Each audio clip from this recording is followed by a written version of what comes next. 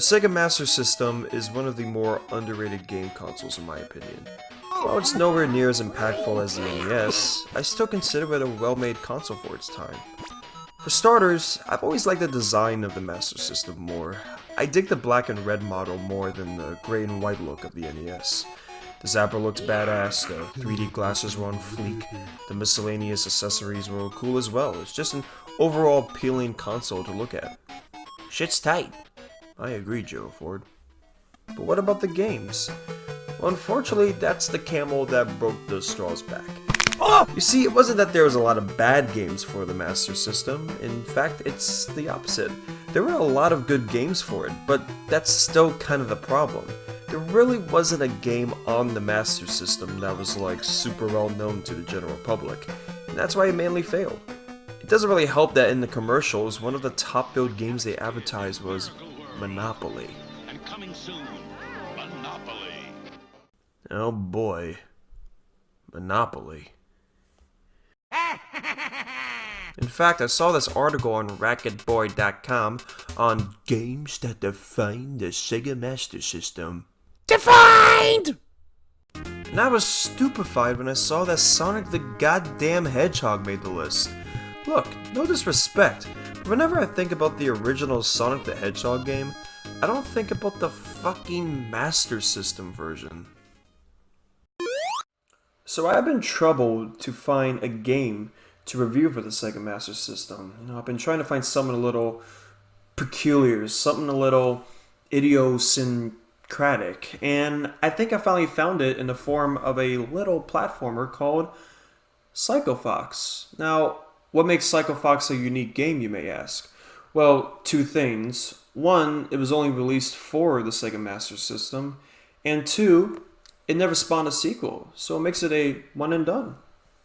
Unless you want to count Psycho's Soccer with Stuart Pierce. Psycho Fox was released June of 1988 and it was developed by Victor Takai. The most fascinating thing I learned about Psycho Fox is that it's technically part of a trilogy. You see, Victor Takai also made Kid Cool for the NES and Decap Attack for the Sega Genesis, and all three of these games have very similar gameplay. It's pretty neat. So I guess Decap Attack can be looked at as a sequel to Psycho Fox, but I just view it as them existing in the same world. It's not really a continuation of a convoluted story or something. Now, if you're familiar with these two games, you may know that Kid Cool is more like Kid Drool, and Decap Attack is alright, Jack. So, what does that make Psycho Fox? Does that make it Psycho Rocks, or Psycho Socks, or Psycho... Nah? Well, let's check it out, for fuck's sakes. Oh, God! So this is Psycho Fox. What makes him such a psycho? He looks pretty cute. But then again, that's what every young vixen said about Ted Bundy. Now here's the game's story. So there's this character named Mad Fox, and he's like taking over the land of Foxville or whatever. They don't explain what the road is called at all. And you know he's a bad guy because he wears these pointy sunglasses. And so like these local priests have decided that Psycho Fox is going to be the savior for Foxville, along with this ragtag group of rascals, because they're all like, "We're not gonna take it!" And that's pretty much it. So it's not a complicated story at all. But damn it, I want to see a live-action movie for this game. That'll put some butts in seats, eh? Now the actual game consists of 6 different worlds, all with 3 levels of their own. The first world is your standard looking platformer design. Green grass, blue water, cloudy skies, and albino armadillo dick trees. Of course every platformer has its enemies, but there's only 3 of them in the first world. Propeller midgets, jumping goombas, and shitheads. None of them are threatening, but then again, it's the first world, so of course it's gonna be easy. And speaking of easy, here's the boss fight. Look at the owl's facial expression. He knows he sucks. It's like, look, I know my powers are lame as fuck, alright? I got no job. I'm going bald. I got no credit score. I live in a shithole apartment, okay? Just end me. End me. End me. World 2 is a slight variation of World 1. more enemies, and other obstacles. Oh yeah, I should bring up the powers you got. See, you can jump on enemies like Mario, or you can just punch them right in the socket, like Chris Brown. But my favorite attack in the game is simply the bird. That's right, you can give enemies the bird. No, not that bird, this bird. God, I love this move. The second you acquire the bird, the game kicks it up a notch in the fun scale. I just find great enjoyment of wiping out multiple enemies with a bird. Hey, at least I know why they call him Psycho Fox. Reminds me of that kid that was terrorizing the locals by throwing pigeons at them.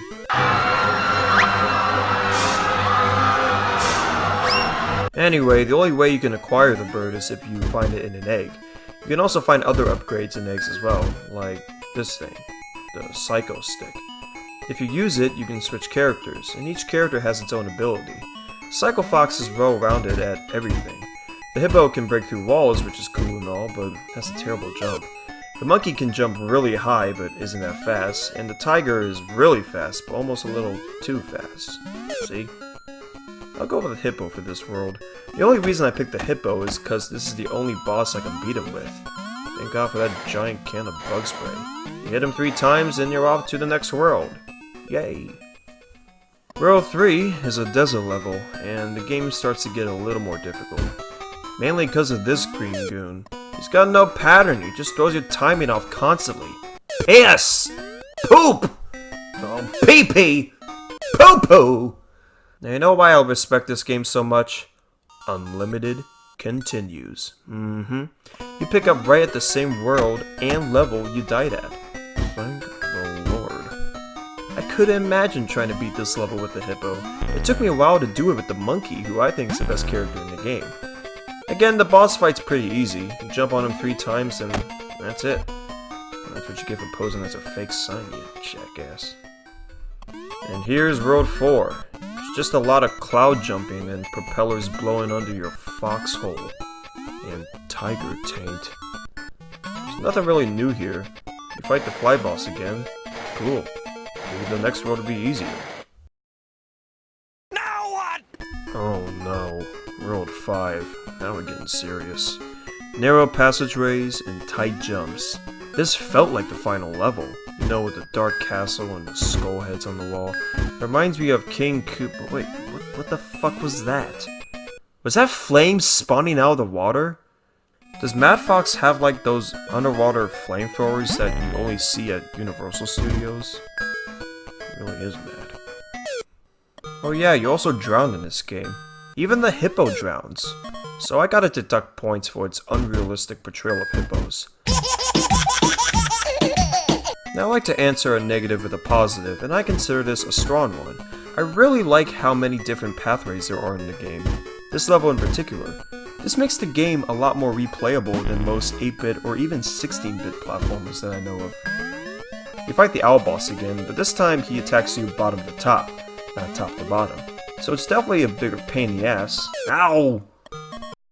Alright, time to use the magic medicine. Yep, another item hidden in those eggs. It's basically the star from Mario.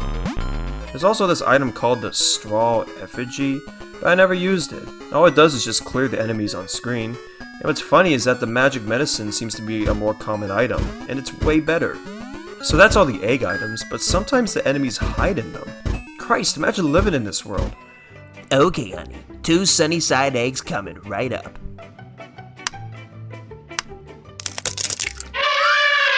Alright, back at the boss again. Alright, here we go. Boom. What? I went right through his ass. Come on, you monkey fuck. Come on, you monkey fuck. Boom! Got him. World 6 is an ice level. We all love ice levels. It's what you expect. You'll be slipping and slopping, and flipping and flopping, and slipping and flipping, and slopping and flopping, so don't mess around. This is probably the only world where the 3rd level isn't the hardest part. The start of level 2 was just agonizing because of the falling platforms and that stupid booger bastard again.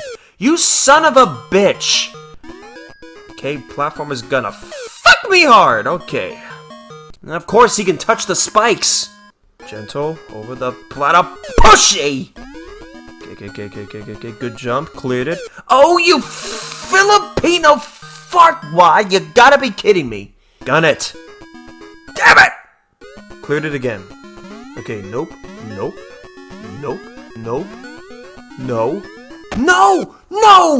You shit-headed... Will. Run. Jump. Good. Great. Keep on running. Wait, stop! You're a fucking Goomba. You're not supposed to be intelligent, you jerk. It's just poop sex! Poop sex in the attic! Please. Oh. Bless you. Thankfully I didn't die the rest of the way, and wow, my hands are quivering over this boss again. Get out of here. The underground cavern, aka World 7, is rightfully deserving as the last world. While it's not as frustrating as This shit! it's still challenging. Thankfully there's a lot of eggs in all 3 levels, so your stock is pretty full most of the time. I gotta say, why would you design your evil lair this way? Imagine losing your card keys in here. Jeez, you'd be lucky not to get buzzsawed in half. Oops, I gotta throw in a new batch of laundry before I leave for work. Ouch. I should have put those spikes there. So through a lot of trial and error, I'm not gonna show it all. Here we are, the final boss, Mad Fox himself. How can I beat him? Oh, thank you. Tossing me the only weapon I can kill you with. He really is mad. Dodge the lighting, shoot the cannon at him, just like this. Now what?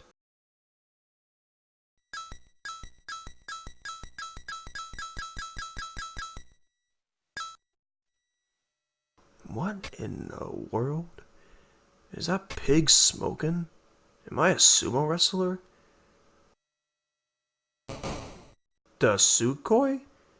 Isn't that supposed to be spelled with a K and not a C? Oh, staff. Character designer Dark Side Toshi? He looks like William H. Macy if he was cosplaying as Doink the Clown. Programmer Cheat Shitaro? He looks like a fat-faced Eddie Haskell. Producer The Rich Man?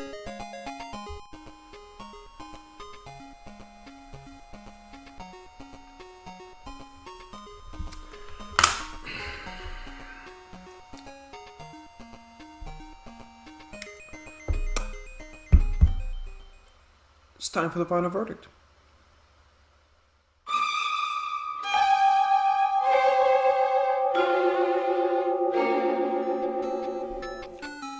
You know what's a word that gets thrown around a lot? Hidden gem. I usually don't like describing a game as one, but I can't help it with this title. I was pleasantly surprised by this one. The simplicity of Psycho Fox, in a weird way, makes it very charming and endearing for me. It definitely holds up today with its colorful graphics and cheery music. While the controls aren't silky smooth, they're still doable. And that's pretty much the only complaint I have about Psycho Fox. Well, also, that. Like I said earlier, it's the replay value that really makes it an all-time 8-bit classic. Had this game been on NES, I probably would have given it an 8 out of 10. It would have fit in with the other great platformers for the system. But I gotta bump it up to a resounding 9 out of 10. It's a truly unique and fun game that has unfortunately been buried among some of the other 8-bit classics. It's a fantastic introduction to 2D platformers and has a very balanced and fair difficulty that was hard to come by at the time. Simply put, an underrated game for an underrated console. What does the fox say? It says, "Set sail, me old trout."